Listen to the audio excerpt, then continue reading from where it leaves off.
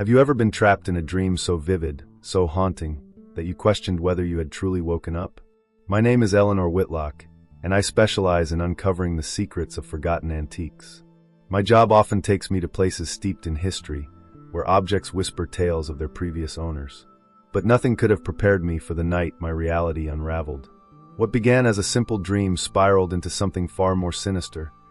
A chilling encounter with a dollhouse that doesn't just whisper secrets of the past, but traps them within its walls. This is a story I've hesitated to share, fearing the consequences of speaking it aloud. But tonight, you will hear everything. Before we descend into this tale of terror, I need your help. If you've ever felt the pull of the unexplainable, subscribe to this channel. Leave a like, because the stories I reveal here are for those brave enough to confront the thin line between what's real and what lurks beyond. As you listen, remember, some objects aren't meant to be found, and some stories aren't meant to be told. Are you ready to step into the darkness with me? It all began on a night like any other. I had just returned home after appraising a collection of heirlooms for an old family estate. The air in my apartment was heavy with the scent of rain-soaked pavement, and a peculiar stillness had settled over everything. Exhausted, I collapsed onto my bed, but the moment my eyes closed, I was transported somewhere else. I found myself standing in the middle of a grand, yet decaying Victorian mansion. Its towering structure loomed over me like a shadow, its windows empty and lifeless, yet somehow watching. The air was thick and suffocating, laced with the faint scent of rotting wood and something metallic, like blood.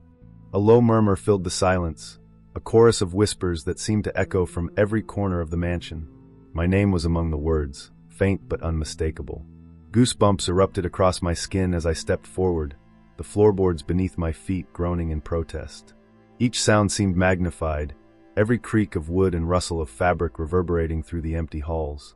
My pulse quickened, but I couldn't stop moving, as though the house itself was pulling me deeper into its suffocating embrace. Then I saw it, the dollhouse. It stood in the center of a vast, dimly lit room, bathed in an eerie, flickering light. Its design was intricate, with every tiny window and door meticulously crafted. But it wasn't its craftsmanship that froze me in place, it was the feeling emanating from it. The dollhouse wasn't just an object, it was alive, pulsating with an energy that seemed to ripple through the room. As I approached, the whispers grew louder, and my breath caught in my throat when I noticed something impossible. The dollhouse was an exact replica of the mansion I was standing in. My heart pounded as I reached out to touch it, my fingers trembling. The moment my hand made contact, a chill shot through my body, and the whispers turned into agonized screams. Every window of the dollhouse lit up, casting grotesque shadows on the walls around me. I stumbled backward, only to find that the room had changed. The furniture was no longer covered in dust and decay. It was pristine, as if I had stepped back in time. And then, out of the corner of my eye, I saw movement, a small, delicate figure inside the dollhouse. It was one of the dolls. It had turned its head to face me, its painted eyes locking onto mine with an intensity that made me want to scream. That's when I realized something far more terrifying. One of the dolls looked exactly like me. The dream began with a silence so profound, it felt like the world itself was holding its breath. I stood at the threshold of the mansion, its towering doors slightly ajar, inviting me into its depths. The air was thick and heavy, clinging to my skin like damp fabric. A cold draft whispered through the cracks, carrying a scent that was both sickly sweet and unmistakably rotten. As I stepped inside, the faint sound of a music box began to play, its melancholic tune echoing through the cavernous halls. The melody was hauntingly familiar, yet I couldn't place where I'd heard it before. The room I entered was vast, its ceiling lost in shadow. Moonlight filtered through cracked, stained-glass windows, casting distorted patterns on the walls. The faint flicker of candlelight danced in the corners, though no flames were visible. My footsteps echoed unnaturally, the sound seeming to trail behind me, as if someone or something was following close. Beneath my feet, the floorboards felt uneven, almost alive, as if they shifted subtly with every step. Each creak was a whisper, and the house seemed to breathe in rhythm with my movements. The dollhouse stood in the center of the room, a grotesque focal point amid the decay. It was more than just a miniature version of the mansion. It was an exact replica, down to the smallest detail. The tiny windows held flickers of light, and shadows moved inside as though the dollhouse itself was alive. I approached cautiously, my breath shallow, as the music box's tune grew louder and more distorted, as if it were struggling to maintain its melody. A faint, coppery tang filled the air, and I noticed something strange. The dollhouse seemed to exude a faint mist that clung to its base and spread outward, like ghostly fingers reaching for me. As I drew closer, the whispers began, soft at first, like the faint hum of a distant conversation. But then they grew louder, distinct words forming, and I froze when I heard my name. Eleanor. The voice was distant yet intimate, as if spoken directly into my ear. My heart raced, my instincts screaming to turn and run, but my body betrayed me. I was compelled to move closer, as though invisible strings were pulling me toward the dollhouse. Peering into one of the miniature rooms, I saw something impossible. The interior was not static. Tiny chairs shifted, curtains swayed as if moved by an unseen breeze, and shadows flickered unnaturally. My gaze was drawn to a figure standing in one of the tiny doorways, a doll no larger than my hand. Its painted features were delicate, almost too lifelike, with eyes that seemed to glimmer with awareness. My stomach churned as I realized the doll was staring back at me. Then it moved. Its head tilted slowly, its glassy eyes locking onto mine. My breath caught as a faint tapping sound echoed from the dollhouse, matching the movement of the doll's tiny, jointed hand. It raised its arm, pointing to a room upstairs. My blood ran cold as I followed its direction, and saw another figure standing at the top of the staircase inside the dollhouse. This figure was larger, darker, and utterly still. The whispers intensified, overlapping into an incomprehensible cacophony, and the light inside the dollhouse began to flicker violently. I stumbled backward, the whispers now deafening, a chorus of voices crying out warnings, pleas, and something else, laughter. The music box stopped abruptly, replaced by the sound of distant footsteps, slow and deliberate, approaching from somewhere deeper within the mansion. Suddenly, the dollhouse's front door swung open, and an icy wind rushed out, extinguishing the flickering light. The last thing I saw before the room plunged into darkness was the tiny figure inside the dollhouse stepping forward, its painted lips curling into an unnatural smile. And then I heard it, a soft, chilling whisper from the shadows behind me. "Welcome home, Eleanor." The air around me was suffocating, thick with the weight of unseen eyes watching my every move. The silence was far from peaceful. It felt alive, punctuated by the faint creaks of wood and the distant hum of whispers. My body trembled, but I couldn't stop moving deeper into the mansion. The dollhouse now stood behind me, its sinister presence lingering like a shadow in the back of my mind. I turned a corner and entered a long hallway, where the walls seemed to lean inward, constricting the space. The flickering light of a single, dusty chandelier illuminated faded wallpaper adorned with strange, spiraling patterns. As I walked, my footsteps sounded uneven, almost as if they were being mirrored by someone, or something, just out of sight. I stopped abruptly, and so did the echo. My chest tightened as I slowly turned to look behind me, but the hallway was empty.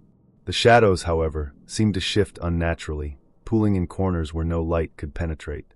I tried to convince myself it was just my imagination, but the sense of being followed was overwhelming, crawling under my skin like an itch I couldn't scratch. One of the doors to my left creaked open slightly, as though beckoning me inside. My heart raced as I approached, the faint sound of the music box returning, its haunting melody coming from within. The room was small and sparsely furnished, a child's nursery, untouched by time yet suffused with decay. The air smelled of mildew and faintly of lavender, an unsettling mix that made my stomach churn. A rocking chair sat in the corner, gently moving back and forth on its own. My gaze fell to the floor, where a trail of faint footprints led from the door to a small cabinet on the far wall. Against every instinct screaming for me to leave, I approached the cabinet. Its surface was scratched, as if something had clawed at it repeatedly. The whispers grew louder, swirling around me like an invisible storm. My hands shook as I reached for the handle, the metal ice-cold beneath my fingers. When I pulled it open, the cabinet was empty, save for a single object, a tiny porcelain doll with cracked skin and empty eye sockets. Its mouth was slightly open, frozen mid-whisper. The moment I touched it, the room seemed to shift. The shadows stretched across the walls like reaching arms, and the rocking chair stopped abruptly, the silence that followed even more deafening than the whispers. I could feel the weight of something behind me, its presence like a cold breath against my neck. Slowly, I turned, clutching the doll in my hands. At the end of the hallway stood a figure. It was humanoid but distorted, its limbs too long, its face obscured by a veil of shadows. Its presence radiated malice, an oppressive force that made my knees weaken. As I stared, frozen in place, the figure raised a hand, pointing toward another door at the end of the hallway. I couldn't move, my feet rooted to the spot, but the door creaked open of its own accord, revealing a faint light within. Gathering what little courage I had, I stepped toward the door, the figure vanishing as I passed the threshold. Inside, the room was barren except for a single table in the center. On it lay a book, its cover worn and engraved with the same spiraling patterns I had seen on the wallpaper. The whispers returned, louder than ever, as the book seemed to pulse faintly as if alive. When I opened it, the pages were filled with scrawled writing in a language I couldn't understand. But one page stood out, a drawing of the dollhouse, surrounded by symbols that sent chills through my spine. Suddenly, the door behind me slammed shut, and the room plunged into darkness. A cold, disembodied hand brushed against my arm, and the whispers transformed into agonized screams. The walls began to close in, and the floor beneath me felt as though it were about to give way. I clutched the book to my chest, my heart pounding as I desperately searched for an escape. And then, just as quickly as it began, everything stopped. The room was silent again, the light restored, but I was no longer alone. Standing in the corner was the porcelain doll from the cabinet, now life-sized and staring directly at me. Its mouth moved, but no sound came out. Then, as if carried by the wind, a single, chilling whisper reached my ear. "You're already too late." The room felt alive, pulsing with an energy that seemed to creep into my bones. I stood frozen, staring at the life-sized porcelain doll in the corner. Its face, once cracked and lifeless, now shimmered faintly as though breathing. Its empty eye sockets bore into me, and though its mouth moved, no sound emerged. The silence was oppressive, almost deafening, broken only by my own ragged breathing. Clutching the book to my chest, I dared to step backward, hoping to escape the room, but the door behind me had vanished. Suddenly, the doll shifted, its head tilting unnaturally to one side with a sickening crack. Its body began to move in small, jerky motions, each one more deliberate and human-like than the last. A sharp, metallic scraping sound filled the air as it took its first step toward me, its porcelain feet dragging across the floor. My legs felt like lead, refusing to move no matter how desperately I willed them to. The whispers began again, but this time, they weren't coming from the walls, they were emanating from the doll itself. A cacophony of voices, overlapping and distorted, filled the room. Some were pleading, others laughing, and a few spoke in harsh, guttural tones that sent shivers down my spine. My name echoed among the voices, and the doll raised one fragile hand, pointing at the book I was holding. "What do you want?" I whispered, my voice trembling. In response, the doll's mouth stretched impossibly wide, its jaw cracking open with a sound like breaking glass. From the dark void inside, the whispers grew louder, forming words that sent a chill through my very soul. "Read it. Complete the circle." I didn't understand what it meant, but as I looked down at the book in my hands, I realized that the symbols on the cover were glowing faintly, pulsating in time with my racing heartbeat. Against my better judgment, I opened it again, flipping through the pages. The writing had changed. Now it was in a language I could almost comprehend, as if it were speaking directly to my mind. The words seemed to call to me, urging me to say them aloud. "No," I muttered, shaking my head. "I won't." The doll let out a sound, a piercing, otherworldly shriek that made the walls tremble. The air in the room grew colder, and the light began to dim, the edges of the room dissolving into shadow. Suddenly, I felt something move behind me, a cold, heavy presence pressing against my back. My skin prickled as a deep, resonant voice whispered into my ear, "You've already started. Finish it." My hands moved on their own, the book's pages flipping to the center. There, drawn in excruciating detail, was an image of the dollhouse. Surrounding it were figures, each one resembling the porcelain dolls I had seen earlier, locked in poses of anguish and despair. At the base of the page was a single sentence in bold, crimson letters. "To awaken the lost, you must give them a voice." The room began to shift violently, the walls stretching and twisting as if the mansion itself was coming alive. The doll lunged forward, its outstretched hand gripping my wrist with a strength that belied its fragile appearance. My scream was swallowed by the whispers, which now roared like a tempest, their chaotic voices urging me to complete the ritual. As my lips parted to read the words from the book, the doll's grip tightened, and the room dissolved into utter darkness. All I could hear was the sound of my own heartbeat, pounding like a war drum, and the faint, chilling sound of the music box playing its twisted melody. And then, as quickly as it began, the chaos stopped. I opened my eyes and found myself in my bedroom, drenched in sweat, the book gone. For a fleeting moment, I believed it had all been a nightmare, until I looked at my hand. Etched into my skin was the same glowing symbol from the book, pulsing faintly, as if alive. And in the corner of my room, barely visible in the dim light, stood the dollhouse. Its windows flickered with a soft, eerie glow, and from within, I heard the faintest of whispers. The nightmare wasn't over. It had only just begun. Waking up in my bed should have been a relief, but it wasn't. My body felt heavy, as though I had been carrying the weight of the dream into the waking world. My mind screamed at me to forget what had happened, to brush it off as a particularly vivid nightmare. But the symbol glowing faintly on my hand was undeniable proof that something far more sinister had transpired. The room was eerily silent, save for the faint ticking of the clock on the wall. Yet, beneath the hum of normalcy, there was something wrong, an oppressive presence that clung to the air like fog. I tried to convince myself it was my imagination, but then I noticed the dollhouse. It was there, sitting on the corner table where nothing had been before. The tiny windows glowed faintly, and shadows shifted inside as though someone, or something, was moving within its walls. I approached it cautiously, every step amplifying my unease. My hand hovered above the dollhouse, trembling, until I finally worked up the courage to touch it. The wood was cold, unnaturally so, and for a fleeting moment, I thought I felt it pulse beneath my fingers like the beat of a living heart. The whispers returned, faint and fleeting, like echoes trapped between the layers of reality. They seemed to be coming from inside the dollhouse, but I couldn't make out the words. Shaken, I stepped back, determined to find some explanation.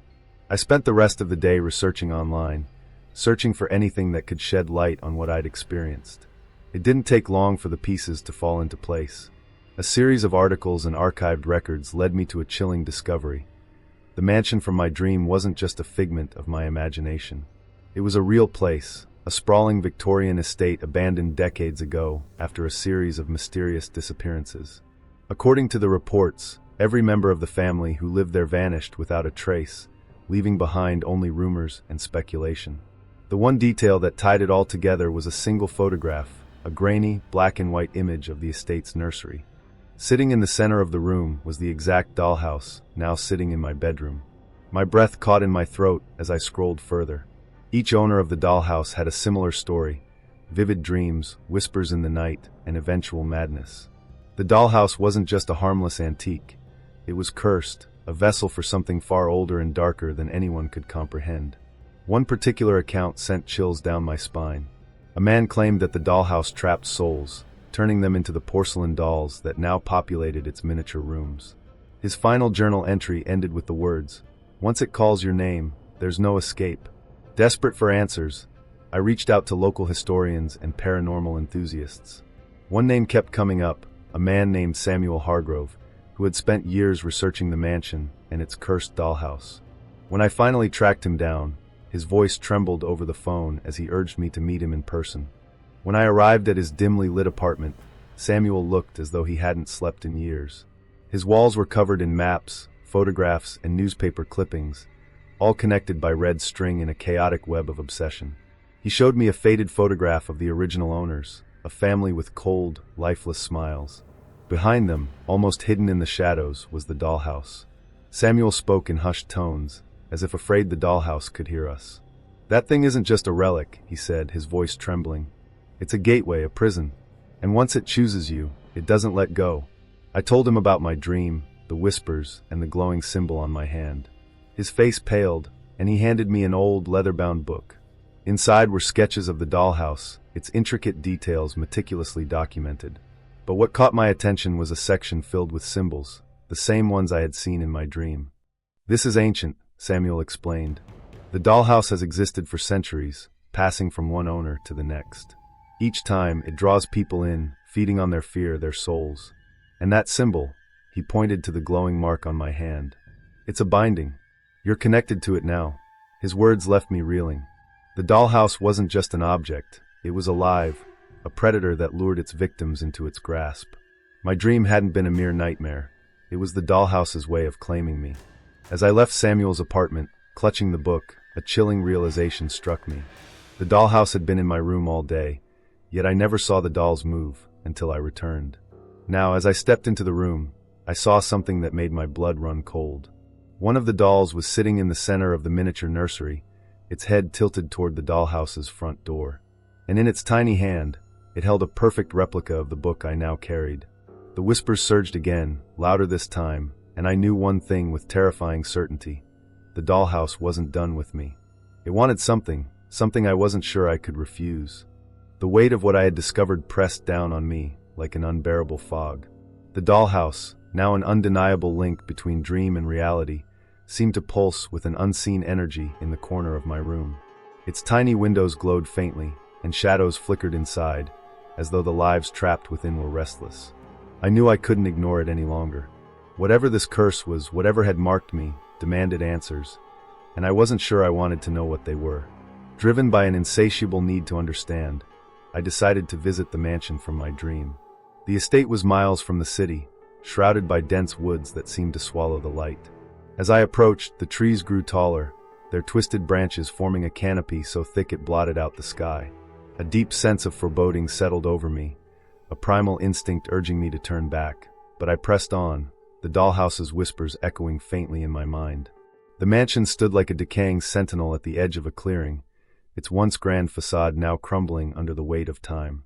Vines crawled up the walls like skeletal fingers, and shattered windows gaped like empty eye sockets. Yet, despite its ruin, the mansion exuded a strange vitality, as though it were alive and waiting for me. The moment I stepped inside, the air changed.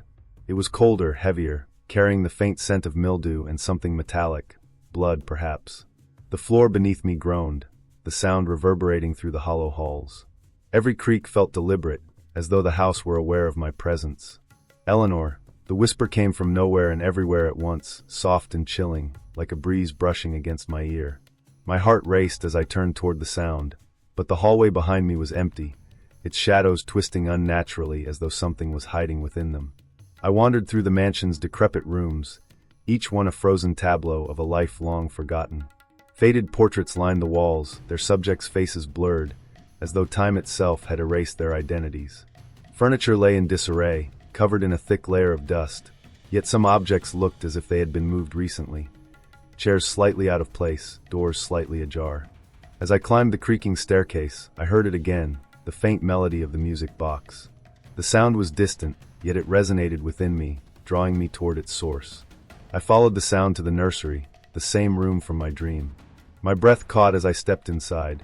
The air was colder here, and the room seemed almost untouched by time. The rocking chair from my vision was still there, swaying gently on its own, as though an invisible force was at play. In the corner of the room stood another dollhouse, identical to the one in my possession. But this one was damaged, its roof partially collapsed, and several of its miniature rooms empty. A strange compulsion drove me to touch it, and the moment my fingers brushed its surface, the whispers erupted around me, louder and more chaotic than ever. "Don't," a voice said behind me, breaking through the cacophony. I spun around to find a man standing in the doorway, his face pale and drawn, his eyes sunken as though he hadn't slept in years. "You shouldn't have come here." He introduced himself as Victor, the mansion's former caretaker. His voice trembled as he spoke, his words filled with urgency.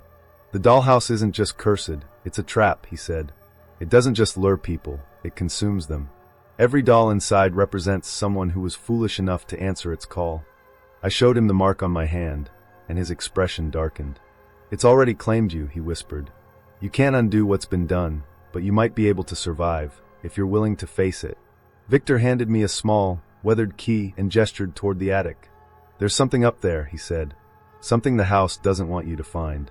If you're brave or desperate enough to look, it might give you a way out. But be warned, once you go up there, you might not come back." The idea of climbing into the attic filled me with dread, but the thought of leaving without answers was worse. I ascended the narrow staircase, the air growing colder with every step. At the top, the attic door stood slightly ajar, a faint light spilling out into the darkness. As I pushed the door open, the light flickered and dimmed, revealing a room filled with artifacts, journals, photographs, and what appeared to be personal belongings of the mansion's former occupants. At the center of the room was an altar-like structure, and on it lay another book, its cover marked with the same glowing symbols as the one I had found earlier.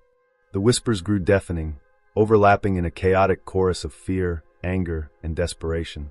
As I approached the book, I felt the air shift behind me, heavy and cold. Slowly, I turned to find a shadowy figure standing in the corner, its form barely visible but undeniably menacing. The figure stepped forward, its presence filling the room with an overwhelming sense of dread. Its voice was low and resonant, a chilling counterpoint to the whispers. "You've come this far," it said, its words cutting through the noise like a knife. "Now make your choice." The whispers stopped abruptly, leaving only silence.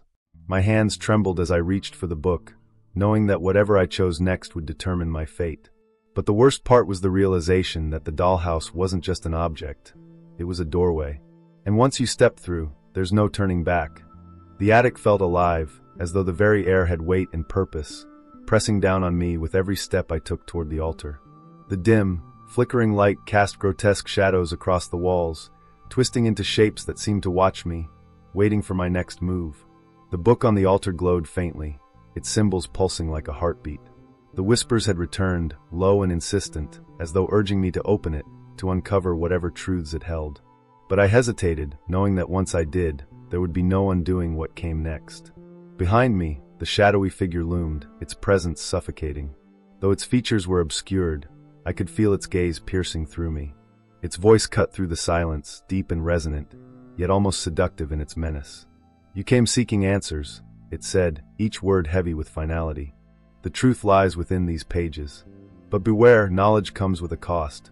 My trembling hands hovered over the book, the glowing symbols seeming to reach out, almost pulling me in. When I finally opened it, the pages were blank at first, but then the ink began to spread, forming words and images that seemed to move and writhe as though alive. The drawings showed scenes of torment, people being trapped, their souls siphoned into porcelain dolls, their faces frozen in expressions of agony. One page stopped me cold. It depicted the dollhouse, but this time it wasn't alone. Surrounding it were figures, people caught mid-struggle, reaching out in desperation. Among them, I saw myself, standing in the very attic I now occupied, the same glowing mark etched into my hand. The shadow behind me stepped closer, its cold presence now just inches away. "You've seen the truth," it murmured. "Now you must choose, freedom or servitude. The dollhouse doesn't release its chosen without a sacrifice." "What do you want from me?" I asked, my voice barely a whisper. "Your soul is already marked," it said. "But there's another way. Offer the house another in your place, and you may yet escape. Refuse, and you'll join the others, your essence bound to its walls for eternity." My heart pounded as I stepped back from the altar, the weight of the decision crushing me. Could I condemn someone else to save myself? The faces of the trapped souls flashed in my mind, their porcelain forms forever frozen, their whispers a symphony of sorrow. Before I could respond, the attic shifted around me. The walls stretched and twisted, the shadows growing larger and more oppressive. The whispers erupted into a cacophony of screams, and the floor beneath me trembled as if the house itself were alive, demanding a resolution. The shadow moved closer, its form now towering over me. It extended a hand, long and clawed, pointing toward an object on the altar, a small, ornate dagger etched with the same glowing symbols as the book. "Choose," it said, its voice echoing like thunder. "Offer another, or surrender yourself." I hesitated, every fiber of my being screaming in protest. But then I noticed something. The book on the altar had changed. The final page now showed the dollhouse again, but this time, its windows were dark and its doors were open. Standing in its doorway was a single figure, small and fragile, the porcelain doll that looked exactly like me. Tears streamed down my face as I realized the truth. The dollhouse hadn't just chosen me, it had been waiting for me. My entire life had been a series of events leading to this moment. The doll wasn't just a representation of my soul. It was my soul, already claimed and waiting to take its place among the others. The figure's voice grew softer, almost tender. "There's no escape," it said. "The dollhouse is eternal. Its whispers will follow you, even in death. But your decision will determine how your story ends." With trembling hands, I picked up the dagger, its weight heavier than I expected. The whispers grew louder, urging me toward the altar, toward the choice that would seal my fate. As I raised the blade, the room erupted in chaos. The shadows surged, the walls cracked, and the attic seemed to fold in on itself. And then everything went still. I woke up in the hospital, my body weak, my mind a fractured maze of half-formed memories. The doctors said I had been found unconscious in the woods near the mansion, but they couldn't explain how I'd gotten there or what had happened. The mark on my hand was gone, but the whispers remained. And in the corner of my hospital room, a familiar object sat waiting for me. The dollhouse, its tiny windows glowing faintly, and a new doll inside. This one wasn't me. The house had accepted my choice, but at what cost? And the most terrifying question of all, was it truly over, or had the dollhouse only begun its game? The hospital room was bathed in the sterile glow of fluorescent lights, but it offered no comfort. The air felt heavy, oppressive, as though the atmosphere itself carried the weight of something unseen. I sat motionless on the bed, staring at the corner of the room where the dollhouse rested. It shouldn't have been there. No one could explain how it arrived, yet its presence was undeniable. Its faintly glowing windows flickered as though mocking me, a chilling reminder of the nightmare I thought I had escaped. The dollhouse was no longer empty. Inside, nestled in one of its miniature rooms, was a new porcelain figure. Its delicate features were eerily lifelike, and though I couldn't make out its face from where I sat, I knew it wasn't me. A chill ran down my spine as I realized what this meant. The house had taken someone else. My choice, the decision I made in the attic, had sealed someone else's fate. The whispers returned, faint at first, then growing louder, as though the dollhouse was trying to speak directly to me. I covered my ears, but it didn't matter. The voices weren't coming from outside. They were inside my mind, a haunting symphony of despair, anger, and pleading. One voice cut through the chaos, sharp and clear. "Eleanor, you thought it was over. It's only just begun." The dollhouse pulsed faintly, the glow from its windows casting strange, distorted shadows across the walls. I couldn't shake the feeling that it was watching me, waiting for something. The mark that had once glowed on my hand was gone, but the connection to the house wasn't. I could feel it, a tether, invisible but unbreakable, pulling me closer to its dark purpose. As the days passed, strange things began happening. Objects in my room would shift positions when I wasn't looking. The air would grow cold without warning, and the faint scent of mildew and lavender, the same smell from the mansion, lingered everywhere I went. At night, the whispers would grow louder, filling my dreams with images of the mansion, the attic, and the trapped souls within the dollhouse. One evening, I woke to find the dollhouse moved from the corner to the foot of my bed. Its miniature doors were now open, and inside, I saw something that made my heart stop. The new doll had shifted. It was now standing at the tiny front door, its hand raised as though beckoning me. I couldn't take it anymore. Desperation drove me to return to the mansion, hoping to find a way to sever the connection. Armed with the book Victor had given me, and the faint hope that I could undo what I had done, I made my way back through the dense forest. The mansion loomed ahead, even more decayed than before, yet its presence was as powerful as ever. Inside, the house felt alive, pulsating with dark energy. The air was thick with whispers, and the walls seemed to shift and breathe as I moved through the halls. The dollhouse had followed me, appearing inexplicably in the center of the grand foyer. Its glowing windows flickered more violently now, and the whispers reached a deafening crescendo as I approached it. I opened the book, its pages now filled with strange, writhing symbols that seemed to move beneath my fingers. The final page contained a new drawing. This time, it showed the dollhouse surrounded by broken chains. Beneath the image was a single sentence: "To break free, one must return what was stolen." The whispers stopped abruptly, plunging the mansion into an eerie silence. A low, resonant voice filled the void. "You think you can escape? The house is eternal. The game is eternal. You cannot undo what has already been done." I realized then that the house wasn't just a curse, it was a predator, feeding on fear and despair, trapping its victims in an endless cycle. Even if I destroyed the dollhouse, the mansion, and everything within it, the essence of the house would remain, waiting to claim another. In that moment, the final choice became clear. I could fight, knowing I might fail, or I could surrender, becoming one with the house and ending my suffering.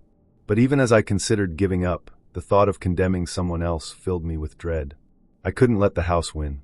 I placed the book on the dollhouse's roof, the symbols glowing brighter as the house began to tremble. The whispers erupted into screams, and the walls of the mansion cracked and groaned as though the entire structure were collapsing.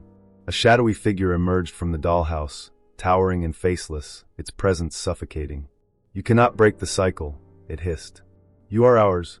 With every ounce of strength, I opened the book to the final page and screamed the words inscribed there.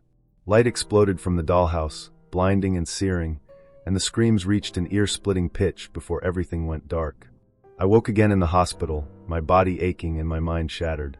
The dollhouse was gone, but the whispers lingered, faint and persistent.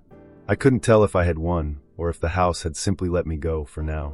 The questions haunt me still. Was it real, or had I been trapped in some cruel nightmare? And if the dollhouse was gone, why do I still see its symbol everywhere, etched into walls, reflected in mirrors, and even appearing in my dreams? The house may be silent for now, but I know it isn't over. It's only waiting for its next victim. If you've ever heard whispers in the dead of night, or felt the pull of something you couldn't explain, beware. The dollhouse is out there, waiting for someone to open its doors once more. Do you think the cycle can ever truly be broken? Share your theories in the comments, and if you're brave enough, subscribe to hear more tales of the unexplained. Because sometimes nightmares don't end when we wake up, they only begin.